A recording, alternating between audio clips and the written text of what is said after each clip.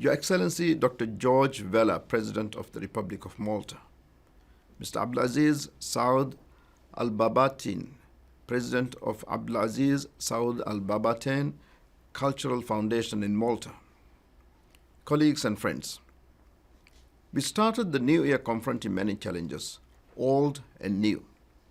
Heightened international tension, socio-economic and political instability, compromised global supply chains, climate change, refugee and humanitarian crisis, and a continuing COVID-19 pandemic loomed over our existence. Together, these challenges threatened the multilateral order that has underpinned our world and preserved its stability since the Second World War. They foster resentment and mistrust, threatening to undo the painstaking work we have done over the decades to shape a global regime of cooperation and peace. Now, more than ever, we need to recommit to a culture of peace and strengthen the multilateral architecture necessary for that peace to thrive. To succeed, we must be inclusive and shape a multilateral system that benefits us all, a system that addresses the challenges faced by marginalized communities, is underpinned by strong institutions, and invest in youth that will one day be its stewards. Excellencies, as the pandemic has demonstrated, it is often marginalized and overlooked communities that bear the brunt of human costs of global crisis. The pandemic has also compounded the many indignities they were already enduring: poverty, exclusion, discrimination, inequality, and human rights violations. These indignities fuel resentment and potential strife. That is why the United Nations must work alongside all stakeholders, including local actors and civil society, to identify and address the challenges faced by the Global South, in particular LDCs, LLDCs, and the SIDS. We must mobilize to meet the 2030 Agenda for Sustainable Development on time and in an inclusive and holistic manner.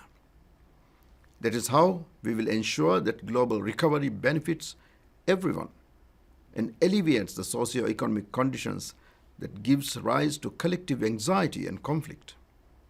Under no circumstance should the post-pandemic future see a portion of the world better off and another portion worse off than they were before all of this started.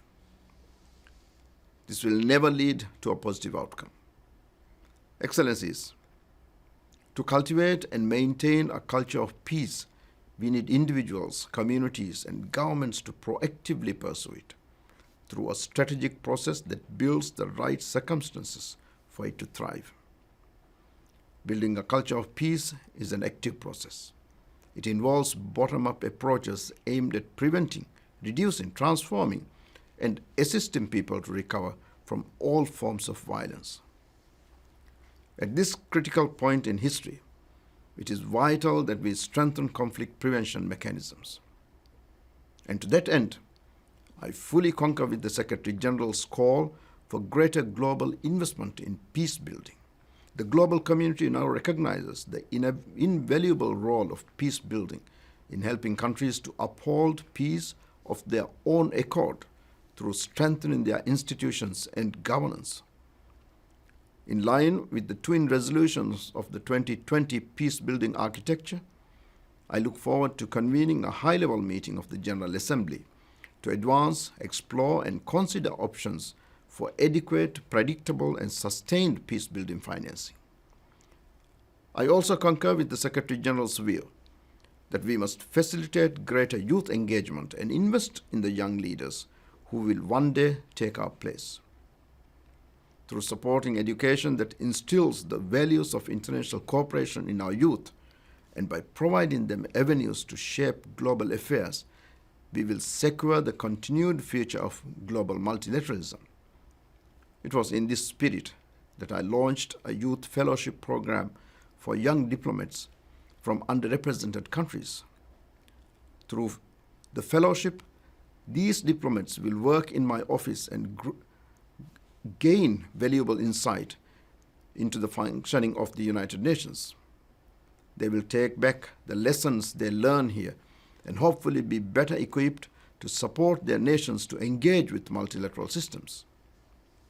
Alongside their peers, I hope that they will become important and influential advocates within that system, champions of multilateralism that will use their insight, experience, and network to build partnerships and resolve common issues. Excellencies, throughout my tenure as the President of the General Assembly and beyond, I will continue to be guided by the knowledge that global peace and multilateralism are deeply linked. I draw upon the conviction as I call on the international community to cherish cooperation and strengthen bonds of friendship. Together, let us march forward, meet the challenges of our times, and secure a just and lasting peace. I thank you.